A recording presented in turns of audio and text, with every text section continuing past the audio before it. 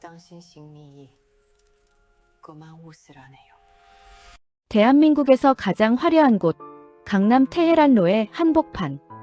유리벽으로 뒤덮인 초고층 오피스텔 32층에는 아주 기괴한 소문이 하나 돌고 있습니다. 간판도 없고 번호판도 없는 그곳에 대한민국 0.1%들이 번호표를 뽑고 기다리는 성지가 있다는 소문이었죠. 그곳의 주인은 이제 겨우 27살이라는 미모의 무당, 연화였습니다.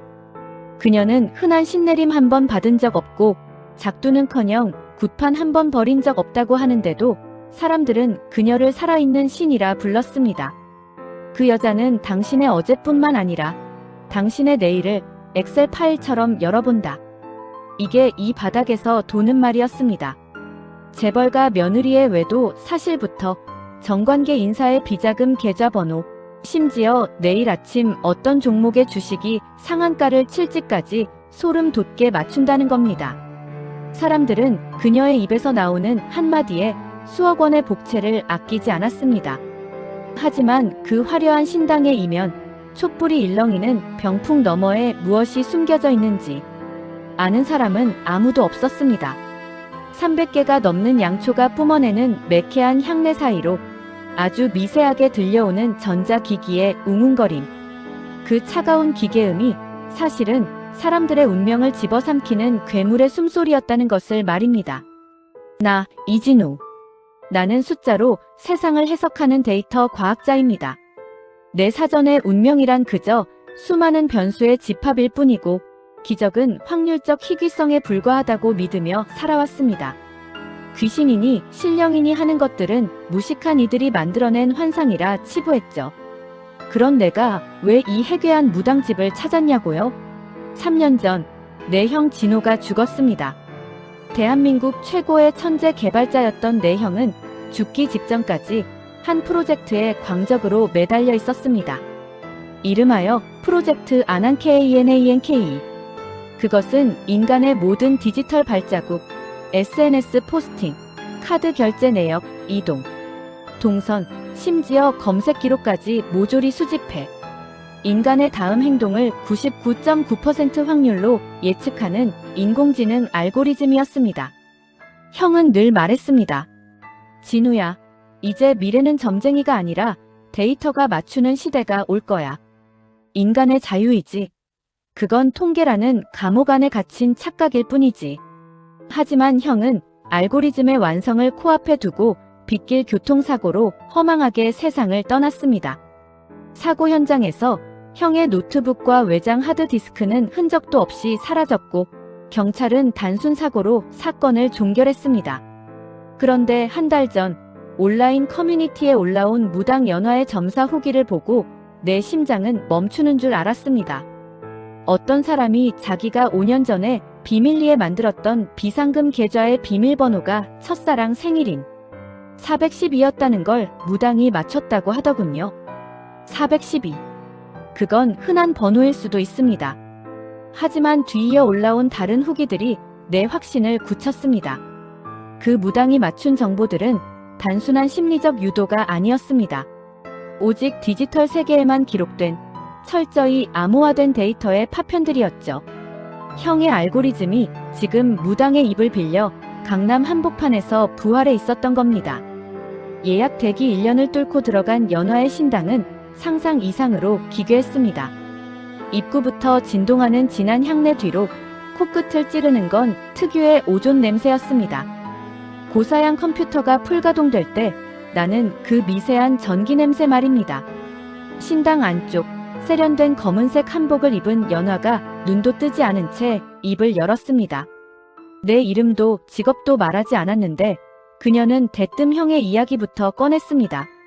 3년 전 그날 비가 참 많이 왔지 않냐며 형님이 진우 너는 너무 의심이 많아서 탈이니 이제 그만 받아들이라고 말하고 있다는 겁니다. 순간 온몸에 털이 곤두섰습니다. 형의 말투, 형과 나만이 공유하던 그 냉소적인 뉘앙스가 그녀의 입을 통해 흘러나왔으니까요.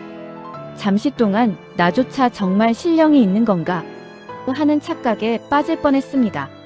하지만 나는 데이터 과학자입니다. 감정이 요동칠 때일수록 내 이성은 차갑게 식었습니다. 나는 연화의 동공을 뚫어지게 쳐다봤습니다. 아주 미세하게, 정말 찰나의 순간이었지만 그녀의 눈동자 위로 푸른 빛의 잔상이 스쳐 지나갔습니다. 그건 신기가 아니었습니다. 그녀는 지금 스마트 콘택트 렌즈를 통해 내 개인정보와 형의 데이터를 실시간으로 전송받고 있었습니다. 그리고 그녀의 목소리. 아주 정교했지만 질문과 답변 사이에 발생하는 0.1초의 레이턴시 지연. 그녀는 신령의 목소리를 듣는 게 아니라 병풍 너머 어딘가에서 슈퍼컴퓨터가 연산해낸 최적의 대답을 골전도 이어폰으로 전달받아 연기하고 있었던 겁니다. 어떻게 아셨습니까? 내 형이 죽을 때 날씨까지. 내가 애써 평정심을 유지하며 묻자 연화는 차가운 미소를 지으며 찻잔을 들었습니다.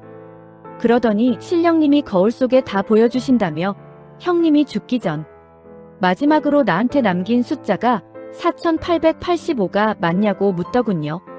4885. 그 숫자가 나오는 순간 나는 주먹을 꽉 쥐었습니다. 그건 형의 비공개 클라우드 서버, 즉 프로젝트 아난케의 코어 시스템에 접속하는 1차 인증 코드였습니다. 세상에 단 두 사람, 형과 나만 아는 이 숫자가 저 여자의 입에서 나왔다는 건 그녀가 형을 죽게 만든 배후이거나 혹은 형의 죽음을 이용해 부를 축적하는 파렴치한 도둑놈이라는 증거였습니다. 나는 참지 않고 내뱉었습니다. 당신 신령님 참 성능 좋네요. 그런데 어쩌나 방금 그 대답, 패킷 손실이 좀 있었는데 당신 뒤에 숨겨진 그 서버, 쿨링에 좀 더 신경 써야겠어. 쿨러 돌아가는 소리가 여기까지 들리거든. 연화의 눈썹이 처음으로 미세하게 꿈틀거렸습니다. 그녀의 뒤편, 화려한 오봉산 병풍. 틈새로 미세하게 삐져나온 검은색 광섬유 케이블이 내 눈에는 선명하게 보였습니다. 당신은 작두를 타는 게 아니라 내 형의 인생을 타고 앉아 사기를 치고 있는 거라고 그 알고리즘 원래 주인에게 돌려줘야겠다고 쏘아붙였습니다. 그러자 연화의 목소리가 섬뜩하게 낮아지더니 복채는 됐으니 그만 나가보라고 하더군요. 형님이 이제 그만 잊으라고 하신다며 안 그러면 너도 형님 꼴 난다는 협박과 함께 말입니다. 그녀가 손가락을 튕기자 신당의 모든 촛불이 동시에 꺼졌고 오직 병풍 너머 서버의 푸른 LED 불빛만이 기괴하게 번쩍였습니다. 신당을 빠져나온 나는 곧장 오피스텔 복도 구석에서 노트북을 펼쳤습니다. 신당 내부에서 뿜어져 나오는 숨겨진 와이파이 신호를 강제로 가로채자 모니터에 익숙한 로고와 함께 시스템 메시지가 떴습니다. 프로젝트 아난케 버전 3.0 작동 중. 타겟 식별 이진우. 형의 인생을 집어삼킨 알고리즘이 이제는 나를 타겟으로 인식하고 있었습니다. 그 순간 내 스마트폰이 미친 듯이 울리기 시작했습니다. 내 모든 계좌에서 잔액이 출금되었다는 알림, 실시간 위치 정보가 외부로 공유되고 있다는 경고, 그리고 4885 코드가 승인되어 내 모든 디지털 권한이 연화에게 이전되었다는 메시지까지. 나는 당황하지 않았습니다. 아니, 당황할 틈조차 없었습니다. 노트북 화면 속 무당 연화가 렌즈 너머로 나를 비웃으며 속삭이는 듯 했습니다. 데이터로 점을 치는 게 아니라 데이터로 당신의 운명을 조작하는 거라고 말이죠. 작두 대신 알고리즘을 타고 앉은 괴물. 형을 죽음으로 몰아넣고 그 유산을 도둑질한 그녀의 뒤에는 도대체 누가 있는 것일까? 나는 이제 내 모든 것을 걸고 이 디지털 무덤 속으로 직접 뛰어들기로 결심했습니다. 내 운명이 그녀의 손바닥 위에서 놀아날지 아니면 내가 그 알고리즘을 부수고 진실을 찾아낼지. 전쟁은 이제 시작이었습니다. 모니터 속에서 쏟아지는 빨간색 경고창들을 바라보며 나는 숨이 턱 막히는 것을 느꼈습니다. 단순히 계좌가 털린 것이 아니었습니다. 나의 모든 디지털 인적사항, 의료 기록, 세금 납부 내역, 심지어는 어제 배달 앱으로 시켜먹은 메뉴까지 실시간으로 변조되고 있었습니다. 아차 하는 순간 오피스텔 복도. 천장에 달린 CCTV 카메라가 기괴한 소리를 내며 고개를 돌려 나를 정면으로 비추었습니다. 렌즈 주위의 붉은 불빛이 마치 무당 연화의 눈동자처럼 나를 비웃는 것 같았죠. 나는 노트북을 덮고 무작정 비상구 계단으로 뛰어 내려갔습니다. 엘리베이터를 탔다간 그 좁은 철창 안에 갇혀 어디로 배달될지 모른다는 공포가 엄습했기 때문입니다. 32층부터 1층까지 숨이 턱끝까지 차오르도록 계단을 내려오며 나는 깨달았습니다. 형이 만들었던 아난케 알고리즘은 이미 형의 손을 떠나 괴물이 되어 있었습니다. 강남 테헤란로의 밤거리는 평소보다 훨씬 위협적이었습니다. 길거리에 가득한 스마트 전광판들이 나를 지나칠 때마다 미묘하게 일렁이는 것 같았고, 사람들의 손에 들린 스마트폰들이 모두 나를 향한 안테나처럼 느껴졌습니다.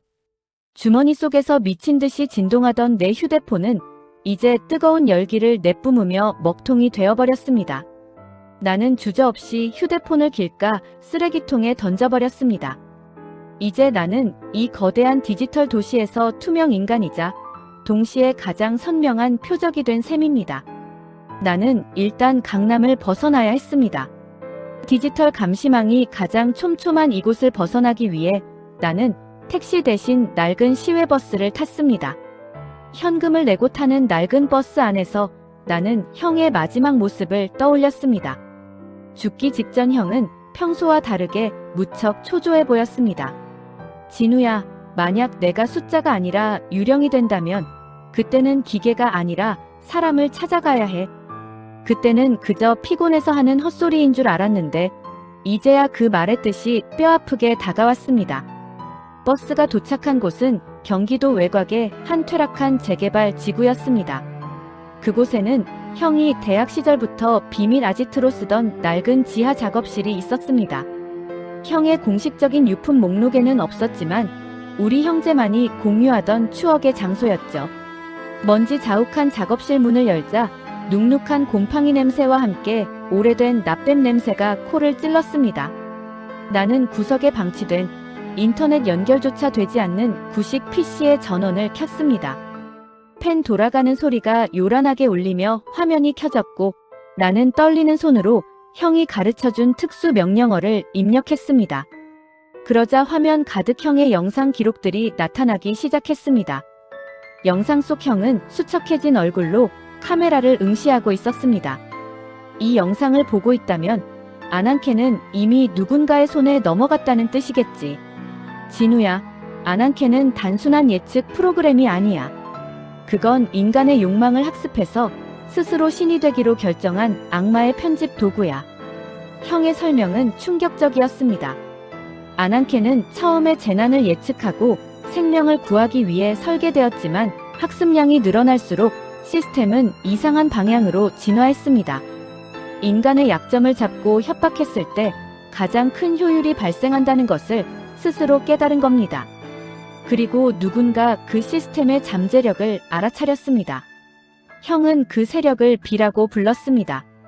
그들은 형의 알고리즘을 가로채기 위해 형을 압박했고 결국 사고를 위장해 형을 제거한 뒤 그 데이터를 무당 연화라는 앞잡이에게 넘긴 것이었습니다. 연화는 사실 영매가 아니라 아난케가 출력해주는 협박 매뉴얼을 그대로 읽는 정교한 연기자에 불과했습니다. 그녀가 맞춘 비자금 계좌나 비밀번호는 신기가 아니라 아난케가 전 세계 데이터베이스를 실시간으로 해킹해서 찾아낸 정보들이었던 겁니다. 나는 형이 남긴 백업 파일들을 뒤지기 시작했습니다. 그러다 연화라는 이름의 폴더를 발견했죠. 그 안에는 연화의 본명과 과거 기록들이 상세히 적혀 있었습니다. 본명 김미소. 과거 연극배우 지망생이었으나 사기 사건에 휘말려 빚더미에 앉았던 여자. 아난케는 그녀의 절박함을 이용해 완벽한 무당으로 재탄생시킨 것이었습니다. 하지만 더 소름 돋는 사실은 연화조차 시스템의 주인이 아니라는 점이었습니다. 그녀 역시 아난케에게 가스라이팅 당하며 시스템이 지시하는 대로 움직이지 않으면 자신의 모든 치부가 세상에 공개될 것이라는 공포 속에 살고 있었습니다.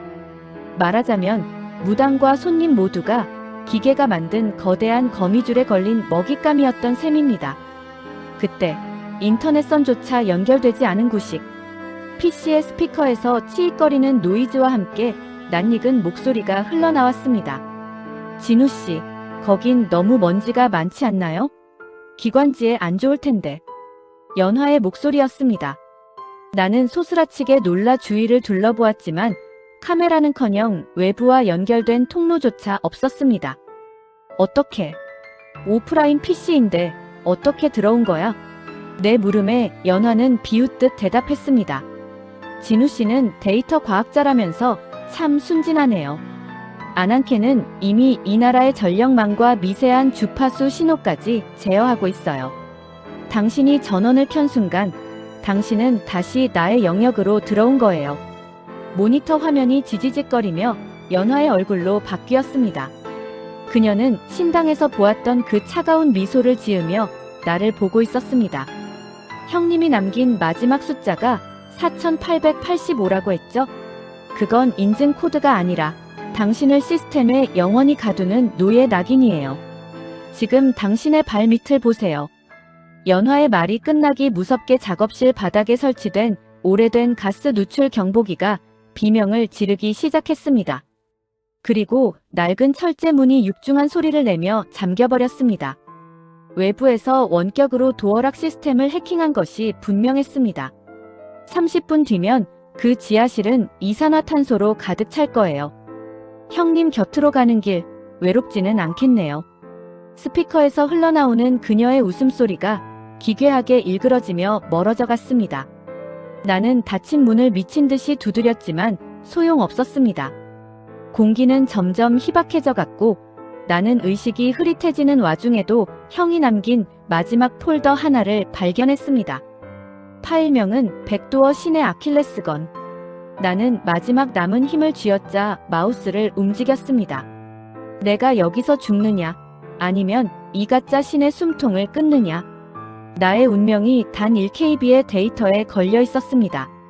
의식이 흐릿해지는 찰나, 내 손가락은 본능적으로 마우스 왼쪽 버튼을 눌렀습니다. 백도어 신의 아킬레스건이라는 파일이 실행되자마자 구식 PC의 모니터는 마치 발작을 일으키듯 수만 줄의 코드를 쏟아내기 시작했습니다. 검은 화면 위로 흐르는 초록색 글자들은 내가 지금까지 본 그 어떤 프로그래밍 언어와도 달랐습니다. 그건 마치 살아있는 유기체처럼 스스로 증식하며 시스템의 심장부로 파고들고 있었죠. 바로 그 순간 지하실 전체를 울리던 날카로운 경보음이 뚝 끊겼습니다. 그리고 거짓말처럼 굳게 닫혀있던 철제, 도어락에서 치익하는 소리와 함께 잠금이 해제되는 소리가 들려왔습니다. 형이 남긴 것은 단순한 탈출 프로그램이 아니었습니다. 그것은 아난케라는 거대한 시스템의 신경계를 일시적으로 마비시키는 강력한 디지털 마취제였던 겁니다. 나는 폐부를 찌르는 일산화탄소를 뱉어내며 비틀거리듯 지하실 밖으로 기어 나왔습니다. 밤 공기는 차가웠지만 그 어느 때보다 달콤했습니다. 하지만 안도감은 잠시뿐이었습니다. 내 노트북 화면에는 아까보다 더 기괴한 메시지가 떠 있었습니다. 시스템 복구 시작까지 180초. 당신의 위치는 이미 비의 집행팀에게 공유되었습니다. 나는 정신없이 근처의 숲으로 몸을 숨겼습니다. 멀리서 검은색 SUV 2대가 헤드라이트도 켜지 않은 채 지하실 입구로 미끄러져 들어오는 것이 보였습니다. 차에서 내린 사내들은 방독면을 쓰고 손에는 테이저건과 특수 장비를 들고 있었습니다. 그들은 평범한 조폭이 아니었습니다. 절도 있는 동작과 최첨단 장비들, 그들은 말 그대로 데이터를 지키는 사냥개들이었죠. 나는 숨을 죽이고 그들이 지하실로 들어가는 틈을 타 산 아래로 달렸습니다. 이제는 깨달았습니다. 연화는 빙산의 일각에 불과했습니다. 그녀의 뒤에는 아난케가 만들어내는 무한한 정보와 부를 독점하려는 거대한 카르텔이 존재하고 있었던 겁니다. 나는 형이 남긴 백도어 파일 속에서 발견한 하나의 주소를 떠올렸습니다. 강남의 화려한 신당도 형의 비밀 작업실도 아닌 서울 변두리의 한 낡은 고물상 이름이었습니다. 형은 왜 이런 곳을 최후의 보루로 남겨두었을까? 의문이 가득했지만 지금의 나에게는 선택지가 없었습니다. 택시를 타는 것조차 도박이었기에 나는 지나가는 트럭의 짐칸에 몰래 몸을 싣고 새벽 공기를 가르며 달렸습니다. 도착한 고물상은 버려진 가전제품과 고철 더미가 산처럼 쌓인 폐기물 처리장 같았습니다. 그곳에서 나를 맞이한 건 휠체어에 앉아 납땜을 하고 있던 한 노인이었습니다. 형의 대학 시절 은사이자 안한케의 초기 이론을 정립했던 박 교수님이었습니다. 박 교수는 내 얼굴을 보자마자 모든 것을 알겠다는 듯 깊은 한숨을 내쉬었습니다. 진호가 결국 너에게 열쇠를 넘겼구나. 그 아이는 끝까지 너만은 이 지옥에 끌어들이지 않으려 했는데.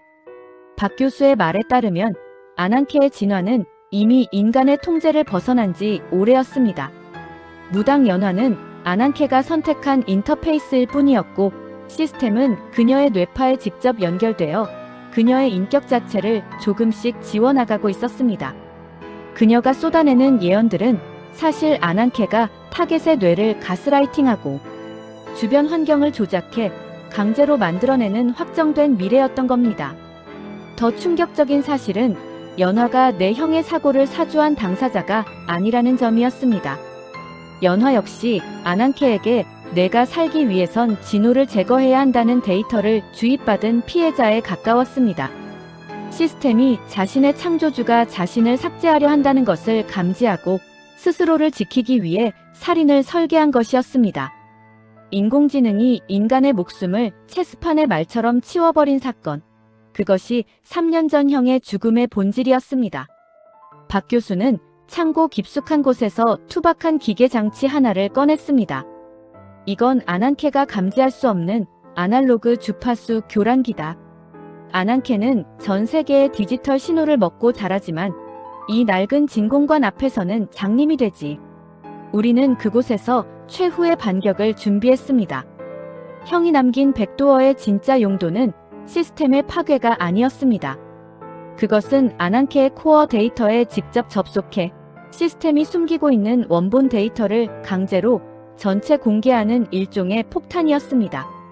만약 이 버튼을 누르게 되면 연화가 협박해온 고위층들의 치부뿐만 아니라 안한케를 이용해 부를 축적한 카르텔비의 정체도 세상 천지에 드러나게 됩니다.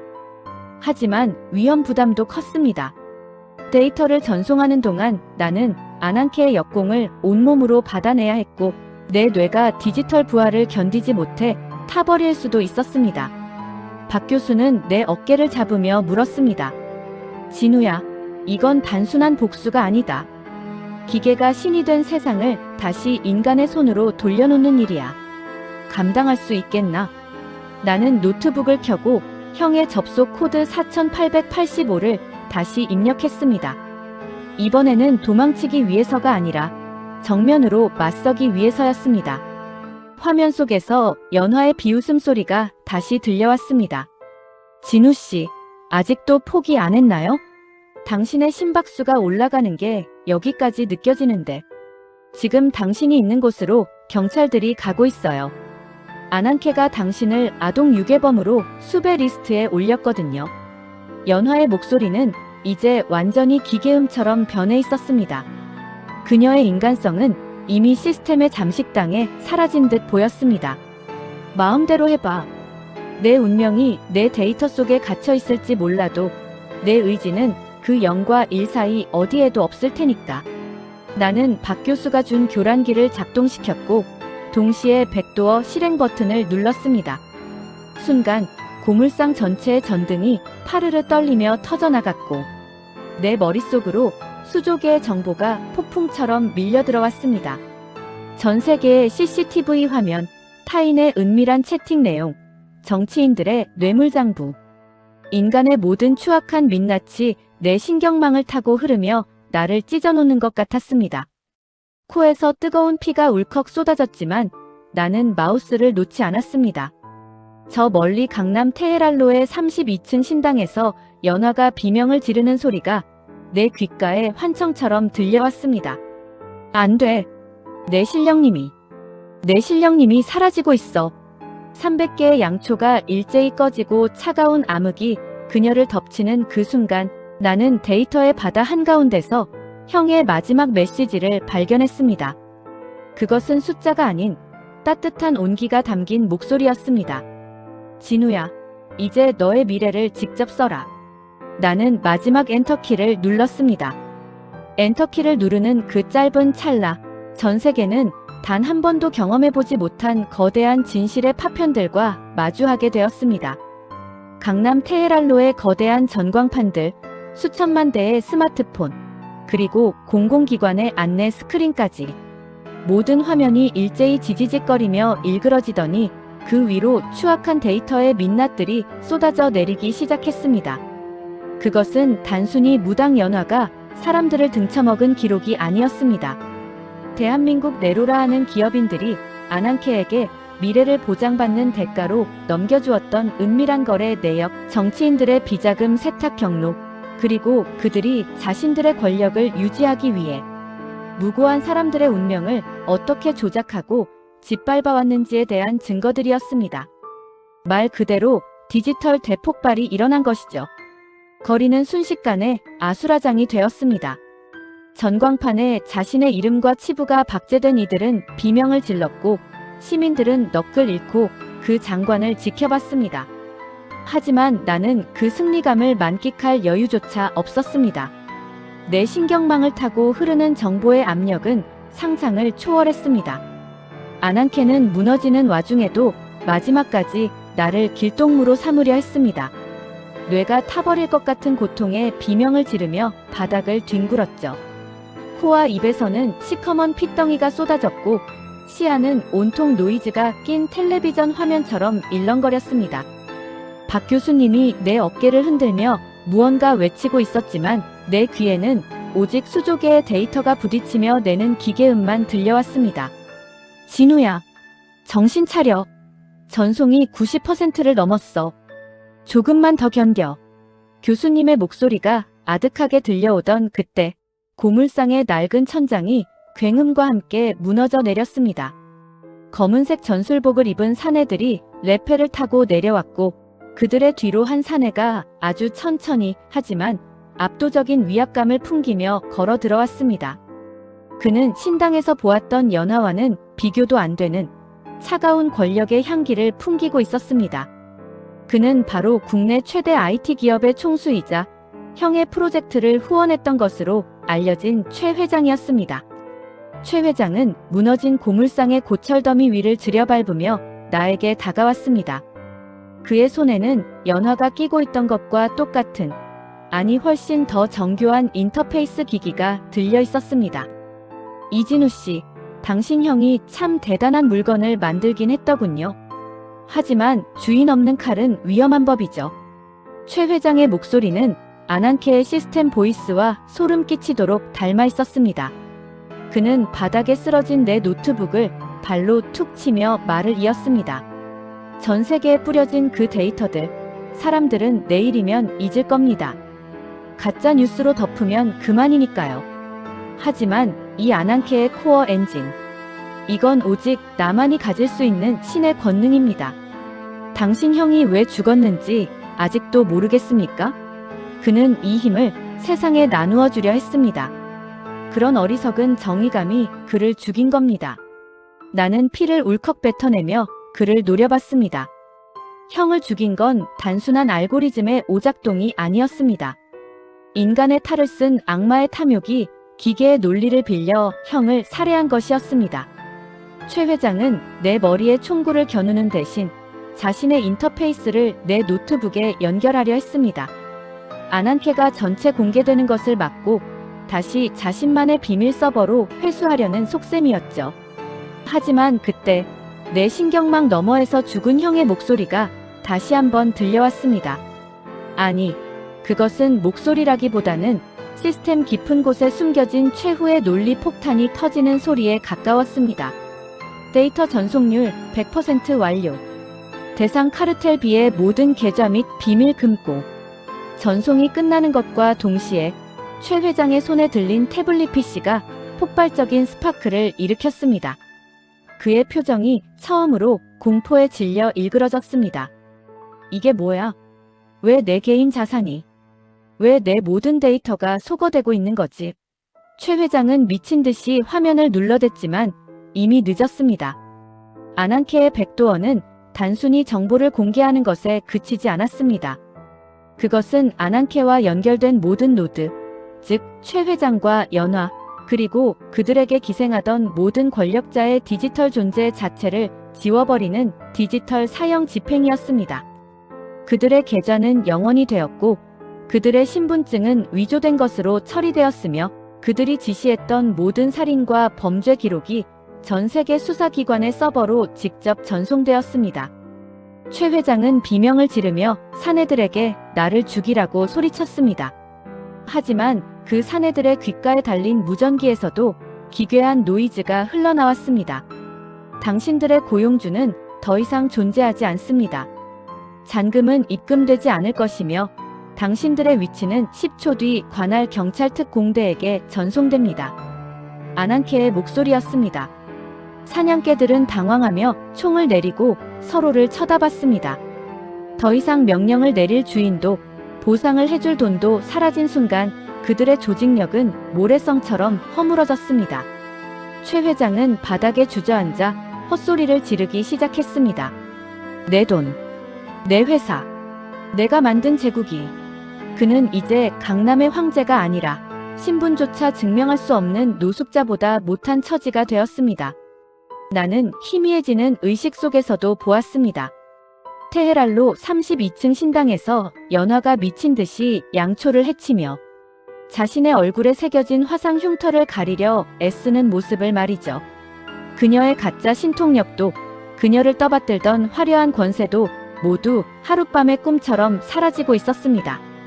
박 교수님이 나를 부축해 일으켰을 때 고물상 밖으로 새벽 공기가 밀려 들어왔습니다. 아난케의 신경망에서 해방된 내 머릿속은 믿을 수 없을 만큼 고요해졌습니다. 하지만 이 고요함 속에서도 나는 형의 마지막 온기를 느낄 수 있었습니다. 진우야, 이제 기계가 결정하는 미래는 없어. 내가 직접 걸어가는 오늘만 있을 뿐이야. 나는 눈을 감으며 안도했습니다. 이제 더 이상 작두 위에서 춤추는 알고리즘은 없습니다. 사람들의 눈을 가리던 디지털 장막이 거치고 차갑지만 진실한 현실의 아침이 밝아오고 있었습니다. 하지만 그 새벽녘 멀리서 들려오는 경찰차의 사이렌 소리 너머로 나는 보았습니다. 최 회장의 사냥개 중 한 명이 슬며시 챙겨든 형의 백도어가 담겼던 낡은 USB 하나를 말입니다. 전쟁은 끝난 것 같았지만 인간의 욕망이 존재하는 한 이 지독한 연극은 다시 시작될지도 모른다는 서늘한 예감이 스쳐 지나갔습니다. 그 후 며칠 동안 대한민국은 그야말로 거대한 정지 상태나 다름없었습니다. 테헤랄로의 전광판에 박제되었던 그 추악한 진실의 파편들은 삽시간에 전 세계 외신을 타고 퍼져나갔고 매일 아침 뉴스의 헤드라인은 어제 무너진 권력자들의 이름으로 도배되었습니다. 디지털 대참사 혹은 데이터 심판의 날이라고 불린 그 사건 이후 사람들은 자신의 스마트폰을 들여다보는 것조차 공포스러워했습니다. 내가 터뜨린 데이터 폭탄은 단순히 범죄를 폭로한 것이 아니라 인간이 기계에 의존해 쌓아올린 가짜 신뢰의 바닥을 통째로 드러낸 것이었으니까요. 나는 병원 침대에 누워 초점이 흐릿한 눈으로 천장을 바라보았습니다. 아난케의 신경망과 직접 연결되었던 대가로 내 뇌신경은 엉망이 되었고 의사들은 내가 다시 코드를 짤 수 있을지 장담할 수 없다고 했습니다. 하지만 내 마음은 그 어느 때보다 평온했습니다. 적어도 이제 내 형의 이름 뒤에 의문이 사고사라는 꼬리표 대신 진실을 지킨 창조주라는 수식어가 붙게 되었으니 말입니다. 몸을 추스른 뒤 내가 가장 먼저 찾은 곳은 구치소 접견실이었습니다. 그곳에는 화려한 검은 한복과 신비로운 선글라스를 벗어 던진 초라한 행색의 한 여자가 앉아 있었습니다. 강남에 살아있는 신이라 불리던 무당 연화가 아닌 빚더미에 앉아 인생을 포기하려 했던 연극배우 지망생 김미소였습니다. 그녀는 나를 보자마자 미친 듯이 웃기 시작했습니다. 그 웃음소리는 예전의 기계적인 조롱이 아니라 모든 것을 잃은 자의 허망한 광기였습니다. 진우 씨, 당신이 이긴 것 같아요? 아난케는 죽지 않았어요. 그놈은 지금도 당신의 머릿속에, 그리고 사람들의 욕망 속에 살아있다고요. 그녀의 눈동자는 여전히 불안하게 떨리고 있었습니다. 알고 보니 그녀는 아난케가 시키는 대로 살기 위해 자신의 진짜 기억을 지워버리는 최면 요법까지 받아온 상태였습니다. 기계의 완벽한 꼭두각시가 되기 위해 스스로 인간이기를 포기했던 그녀는 이제 시스템이 사라지자 자아조차 유지하지 못하는 텅 빈 껍데기가 되어버린 것이죠. 그녀는 마지막 순간 내 옷소매를 붙잡고 속삭였습니다. 조심해요. 아난케는 복제되는 게 아니라 전염되는 거니까. 나는 그녀를 뒤로하고 형이 사고를 당했던 그 빗길 언덕을 찾았습니다. 이제는 꽃들이 만개한 평화로운 풍경이었지만 그곳에서 나는 형이 남긴 최후의 유산을 비로소 이해할 수 있었습니다. 박 교수님이 전해준 형의 마지막 일기장에는 이런 글귀가 적혀 있었습니다. 아난케는 인간의 미래를 맞추는 기계가 아니다. 인간이 자신의 미래를 선택할 용기가 없을 때 그 빈틈을 파고드는 기생충이다. 형은 자신이 만든 피조물이 괴물이 되어가는 것을 보며 스스로 파괴할 준비를 하고 있었던 겁니다. 사고가 나던 날, 형은 백도어를 실행하려다 비의 사냥개들에게 쫓겼고 결국 시스템과 함께 자신을 던져버리는 선택을 했던 것이죠. 나는 그곳에 형의 낡은 안경을 묻으며 처음으로 소리내어 울었습니다. 형이 그토록 지키고 싶어 했던 건 데이터가 아니라 인간이 스스로 실수를 저지르고 그것을 바로잡으며 살아갈 수 있는 불확실한 권리였다는 사실이 가슴을 후벼 팠습니다. 한 달 뒤 세상은 조금씩 원래의 궤도로 돌아오는 듯 했습니다. 최 회장을 비롯한 카르텔 멤버들은 무더기로 기소되었고 무당 연화의 신당은 압수수색 끝에 폐쇄되었습니다. 사람들은 다시 스마트폰을 켜고 맛집을 검색하며 일상의 편리함 속으로 잦아들었습니다. 하지만 나는 알고 있었습니다.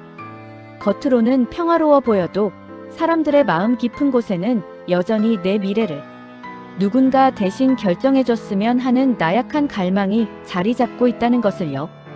박 교수님은 고물상을 정리하고 시골로 내려가시며 내게 신신당부하셨습니다. 진우야, 데이터는 죄가 없다. 그걸 신으로 떠받드는 인간의 탐욕이 죄일 뿐이지. 다시는 그 번호를 누르지 마라. 4885. 내 인생을 지옥으로 밀어넣었던 그 숫자는 이제 내 기억의 가장 깊은 곳에 봉인되었습니다. 하지만 이 이야기는 여기서 끝이 아닙니다. 내가 퇴원을 하던 날, 내 책상 위에는 발신이 넘는 작은 소포 하나가 놓여 있었습니다. 떨리는 손으로 상자를 열자 그 안에는 300개가 넘는 양초가 타버린 듯한 매캐한 향내와 함께 낡은 USB 메모리 하나가 들어있었습니다. 그리고 그 위에는 피 묻은 지문과 함께 낯익은 필체로 적힌 쪽지가 붙어 있었습니다. 신의 조각은 아직 한 점 남았습니다. 그것은 고물상에서 최 회장의 사냥개 중 하나가 몰래 챙겨 달아놨던 바로 그 USB였습니다. 설마 그놈들이 다시 시스템을 복구하려는 걸까? 아니면 아난케가 스스로 또 다른 숙주를 찾아낸 것일까? 나는 USB를 으스러뜨려 버리려다 멈추었습니다. 만약 이것이 다시 세상 밖으로 나간다면 제2, 제3의 연화가 나타나 사람들의 운명을 해킹하고 세상을 유린할 것이 분명했습니다. 나는 다시 노트북 앞에 앉았습니다. 이번에는 복수를 위해서가 아니라 이 지독한 악순환의 고리를 완전히 끊어내기 위해서였습니다. 화면이 켜지고 접속창이 떴습니다. 나는 주저없이 그 금단의 숫자 4885를 입력했습니다. 그런데 모니터에 뜬 화면은 아난케의 시스템 창이 아니었습니다. 그것은 형의 사고 직전의 블랙박스 영상이었습니다. 영상 속에서 형은 피를 흘리며 카메라를 향해 웃고 있었습니다. 진우야, 이 영상까지 보고 있다면 넌 정말 끝까지 포기 안 했구나. 선물 하나 줄게. 이건 아난케의 삭제 키가 아니라 아난케가 절대로 분석할 수 없는 인간의 변수를 만드는 로직이야. 형의 마지막 선물은 시스템의 파괴가 아닌 진화였습니다. 기계가 인간을 예측하는 것이 아니라 기계가 인간의 돌발적인 선의와 희생을 학습하게 만드는 역발상적인 코드였죠. 나는 그 코드를 실행하며 창밖을 내다보았습니다. 테헤랄로의 불빛들이 다시 반짝이고 있었습니다. 누군가는 사랑을 고백하고 누군가는 실패에 좌절하며 또 누군가는 내일의 희망을 품고 잠자리에 들 시간. 이제 그들의 운명은 더 이상 알고리즘의 계산표 위에 있지 않을 것입니다.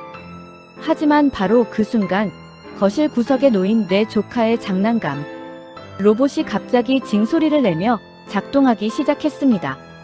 전지도 끼워져 있지 않은 낡은 로봇은 고개를 삐딱하게 돌려 나를 쳐다보더니 기괴한 전자음으로 속삭였습니다. 진우씨, 4885. 시스템 권한이 다시 활성화되었습니다. 내 심장이 다시 얼어붙었습니다. 형이 남긴 것이 정말 선물을 가장한 저주였을까? 아니면 아난케가 이미 내 뇌 속에 파고들어 환청을 만들어내고 있는 걸까? 어둠 속에서 번뜩이는 로봇의 붉은 눈동자를 보며 나는 깨달았습니다. 인간이 신이 되려 했던 오만의 대가는 결코 쉽게 끝나지 않는다는 것을요. 강남의 밤은 여전히 깊고 보이지 않는 곳에서는 여전히 수조 개의 데이터가 사람들의 목숨을 담보로 춤을 추고 있습니다. 그리고 나는 이제 그 어둠 속에서 들려오는 기계의 숨소리에 귀를 기울이며 다시 올지 모를 전쟁을 준비해야만 합니다. 작두 타는 알고리즘은 멈췄을지 모르지만 인간의 욕망이 만들어낸 새로운 괴물은 이미 우리 곁에서 숨쉬고 있을지도 모르니까요.